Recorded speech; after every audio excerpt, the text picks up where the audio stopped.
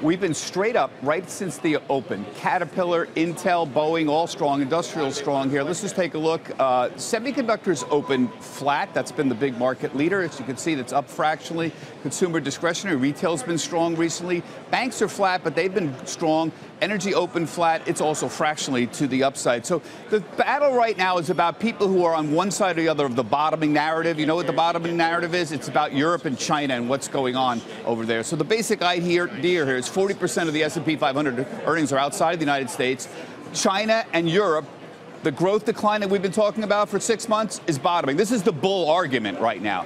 U.S.-based earnings are strong here, so earnings should stabilize in the low single digits this year. This is the bull narrative. There's a little bit of a problem with the bull narrative. Supportive of this is the idea that, you know, the trade talks are resolving, and we have had a little bit better China economic data. Put up the next screen there. The problem is the recent European economic data, this German factory orders today and some of the other stuff, have been terrible. They're not supportive of any kind of immediate bottom. So it's not clear if the bull narrative is correct here. And even in the United States, we've had mixed U.S. economic data. But this China narrative that it's bottoming has a little bit of steam behind it. And this is why the semiconductors, which we have been talking about, Jim mentioned today, has been so strong recently. The five companies with the biggest exposure to China, they're all semiconductors. So AMD and NVIDIA, Lam, Micron, you know, the usual suspects, Applied Materials and Broadcom, they get 40, 50, 60% of their revenues outside the United States, in China specifically. And as a result of that, because the China narrative has been getting a little more powerful about bottoming, these stocks have rallied this year. I mean, look at the moves up that we've seen in all these stocks, and look at the percentage of the revenues that they get from China.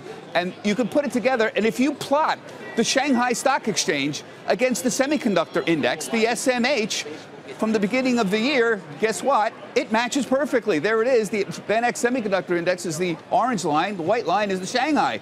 They're both up 28% for the year. And that's because there's obviously a relationship between them overall here. So let's move on here. Let's just talk about some IPOs for a minute. We do have a fairly large IPO today over on the NASDAQ. This is TradeWeb. These are basically a play on electronic trading here. So there's going to be 3 IPOs today. You mix them up there. TradeWeb Markets here, electronic trading platform, play on electronic trading, bond markets here.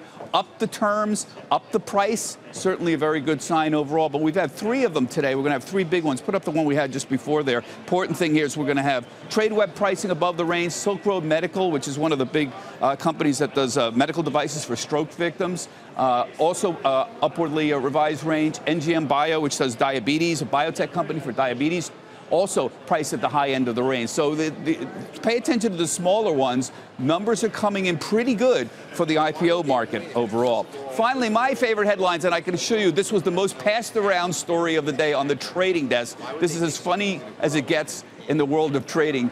This is a Reuters story about how all the algos are confused by the Brexit headlines. So there have been so many headlines coming out, some as many as 400 a day, and they've been contradictory. They don't make any sense.